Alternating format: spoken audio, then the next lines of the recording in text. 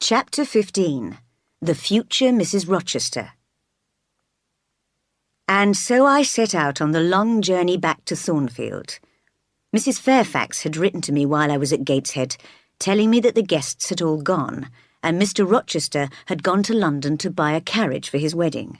It was clear that he would be getting married very soon. After a long day sitting in the coach, I decided to get out at Millcote, leave my luggage at the hotel, and walk across the fields to Thornfield.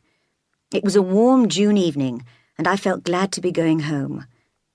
I had to remind myself sternly that Thornfield was not my permanent home, and that the person I was so looking forward to seeing was perhaps not even thinking of me. And then I saw him. He was sitting on the gate ahead of me, writing in a notebook. He noticed me at once. "Hello," he cried. I was trembling at the unexpected sight of him, and could not control my voice, so I approached in silence. "So, it's Jane Eyre," he continued. "Why didn't you send for a carriage? It's just like you to come on foot from Millcote. Now, what have you been doing for a whole month?" "I've been looking after my aunt, sir, who's just died." "You come from another world, Jane, from the world of the dead. I think you must be a spirit, and absent for a whole month. I'm sure you've quite forgotten me." Even though I knew I would soon lose him, he had such power to make me happy that I was in heaven listening to him. "Did Mrs Fairfax tell you I've been to London?" he asked. "Oh, yes, sir, she did." "And I expect she told you why I went there?" "Well, you must see the carriage I've bought, Jane. It will suit Mrs Rochester perfectly. I only wish I were more handsome, as she's so beautiful. Can't you put one of your spells on me to make me more attractive for her?" "That's beyond the power of magic, sir," I replied, while thinking, to someone who loves you, you are handsome enough. Mr Rochester was sometimes able to read my thoughts, but this time he just smiled warmly at me and opened the gate. "Pass, friend," he said, "and welcome home." I could have just walked past him in silence, but something made me turn and say quickly, before I could stop myself, "Thank you, Mr Rochester, for your great kindness.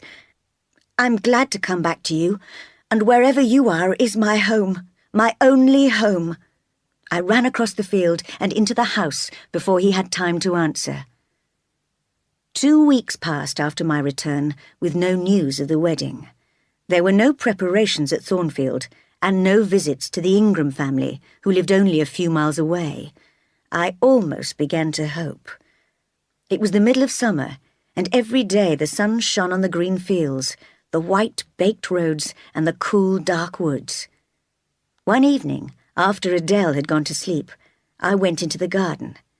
I discovered a quiet place where I thought nobody would find me, but then I noticed Mr Rochester had come into the garden too. Hoping to escape back to the house, I crept quietly behind him while he was bending over to admire an insect, but— "Jane," he said suddenly, "come and look at this beautiful insect." "Oh, now he's flown away. No, don't go back to the house, Jane, on such a lovely night. Come and walk with me." I could not find a reason for leaving him, so I accompanied him in silence. "Jane," he began, "you like Thornfield, don't you? And you even like little Adele and old Mrs Fairfax, don't you?" "I do, sir. I really don't want to leave them." "What a pity," he sighed. "That's what happens in life. No sooner have you got used to a place than you have to move on."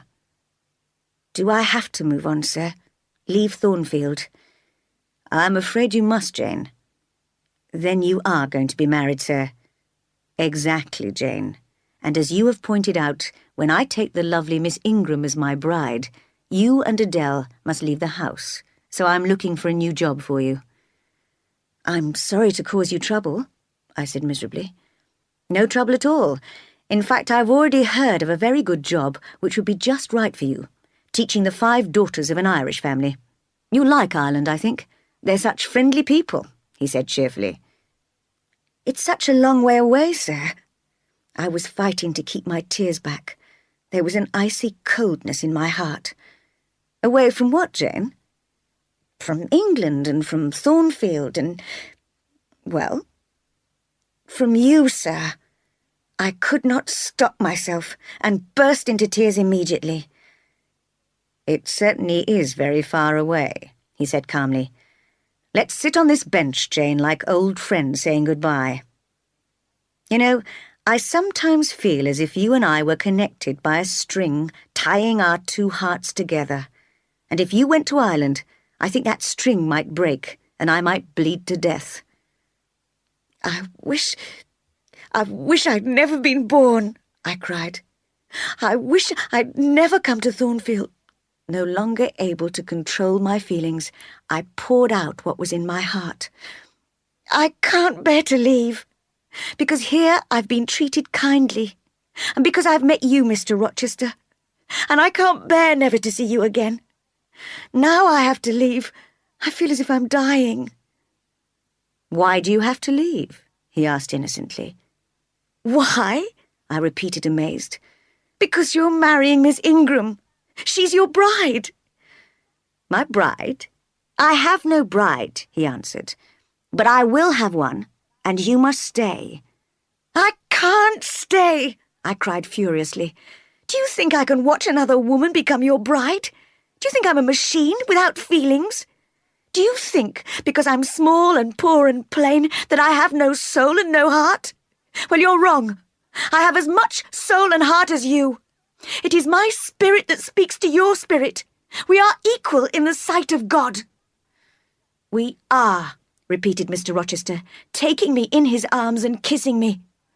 "Don't struggle, Jane, like a wild, restless bird." "Let me go, Mr. Rochester. I am no bird, but a free human being." And I managed to break away. "Yes, Jane, you are free to decide. I ask you to walk through life with me, to be my constant companion." "You're laughing at me. You've already chosen your companion for life." I was crying quietly, while Mr. Rochester looked gently and seriously at me. "Jane," he said, "I ask you to be my wife. You are my equal, Jane. Will you marry me? Don't you believe me?" "Not at all," I answered. "I'll convince you. Listen, I don't love Miss Ingram and she doesn't love me. She only liked me for my wealth, and when I, disguised as the gypsy woman, told her that I had only a little money, she and her mother lost interest in me. You strange, magical spirit, I love you. You small and poor and plain. I ask you to marry me." "You want to marry me?" I cried, almost beginning to believe him. "But I have no friends, no money, no family." "I don't care, Jane. Say yes quickly. It's cruel to make me suffer like this. Give me my name. Say, 'Edward, I'll marry you,'" he cried, his face very pale in the moonlight. "Are you serious? Do you really love me? Do you honestly want me to be your wife?" I asked. "I swear it." "Then, Edward, I will marry you." My little wife. He held me in his arms for a long time, kissing me gently. Once he murmured, "No family. That's good. No family to interfere." And then, "I don't care what people think." And again, "Are you happy, Jane?" I thought of nothing except the great happiness of being with him forever. But while we were talking, the weather had changed. A strong wind was now blowing, and there was a loud crack of thunder. Suddenly rain poured down, and although we hurried back to the house, we were quite wet when we arrived in the hall. We did not notice Mrs. Fairfax standing in the shadows. "Good night, my darling," he said, kissing me repeatedly. As I ran upstairs, I caught sight of the old lady's shocked face. Tomorrow I'll explain to her, I thought. Just then I was too happy to think about anything except our bright future. Outside, the storm continued furiously all night, and in the morning we discovered that the great tree at the bottom of the garden, which had stood for hundreds of years, had been hit by lightning and torn in half.